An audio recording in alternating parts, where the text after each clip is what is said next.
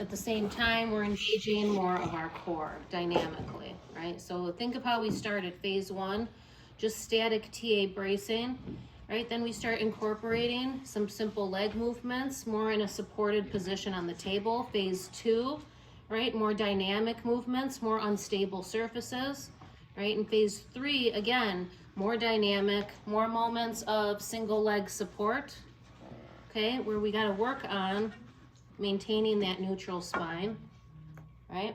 We can do lateral lunges, just like you're doing your monster walking and you're sidestepping.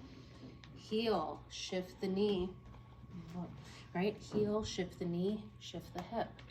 Keep your neutral spine, okay? Think about that nice neutral spine, keeping all those curves the way we want them in neutral. So we got our lunges, ball wall squats, right? Self-explanatory. Put the ball in the lordosis and you lean against the wall. Okay, so you can practice those. Again, more unstable surface versus phase two, just doing standard wall squats.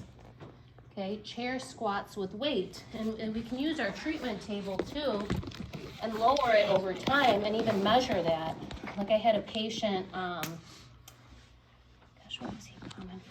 He was just coming for, it was Charlie. He was the cutest. He was like 90 years old. And his wife had just passed away, and it was the love of his life, and they'd been together for 70 years, and he was so lonely, and he would just come to therapy and just like have coffee, and he didn't even have an appointment. This was before COVID, and just visit. But Charlie had a hard time getting out of a chair, and he was like 6'3". So to motivate him, that was his goal. I want to be able to get out of a standard chair without armrests. So we would measure the height, and then I challenge him, say the next visit, and go 2 inches lower, right? Where we can do, right, a chair squat and reach, working on getting up without using hands, and then lower that and show that person progress over time. He was so funny. He'd be like, damn it, I can't do it. I'm like, you will do it, and he did. He was funny. He was always swearing a bit. Okay, functional lifting, floor to waist. Obviously, like, you can use the ball and things like this, but obviously most clinics, you have those wood boxes, right? Those crates, you can put weight in there to just work on, and you can practice two different bases of support, more of like a wide stance, keeping that core, bringing it in, okay, keeping it close to you. You can work on more of a stagger stance too, depending on what that person may need to lift or carry. Okay, working on those body mechanics and progressively increasing the weight. We got planks. Well, you already, well, you're videoing. Yeah, sorry. How about It's okay. do a plank? Yeah, let's get happy. So you can start someone that may be considered more phase two to do like a modified plank on the table, right? And the harder, make it harder, the farther out they go. You know, this could be an easier way to start them and progress them to the table with their plank. And then obviously progress them. You want to try? Yeah. Right? You can go on, you can do the plank on elbows, particularly if they have stiff wrists. Yeah. Right, and it's the same idea of push this down.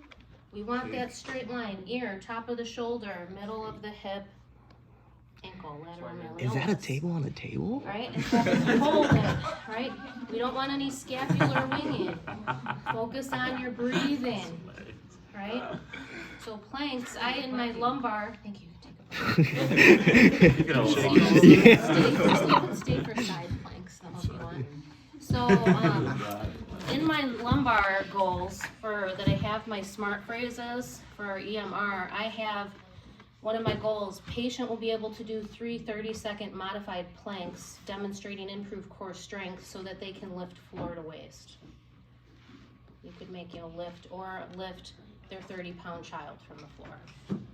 So things like that. Side plank, which is really tough, right? We're working more of our lateral muscles, our obliques, a lot of our scapula stabilizers. Usually people go on their elbow, right? And then he's lifting up, okay? Okay, give them their cues. Keep that hip to the ceiling. Breathing, right? Breathing. Those are tough, right? Isometrics. Try to work them up to 30 seconds. 3 of them on each side. Good job. Ball bridges with the curl. How about you got a ball over here?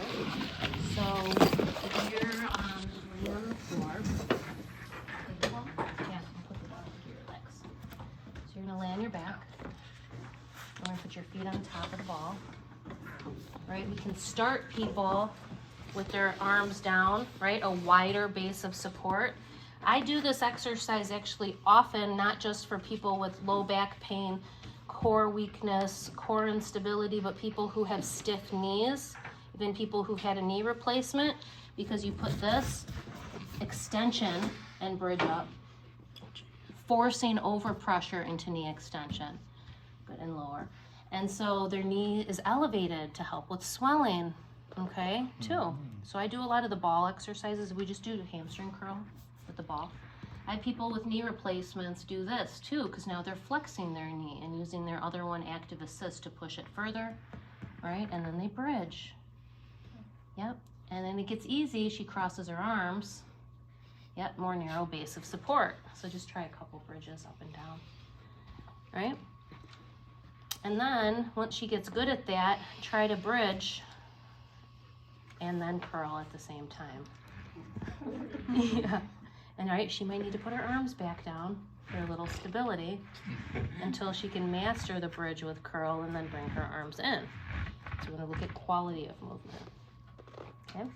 Phase 3. Go at it. Thank you.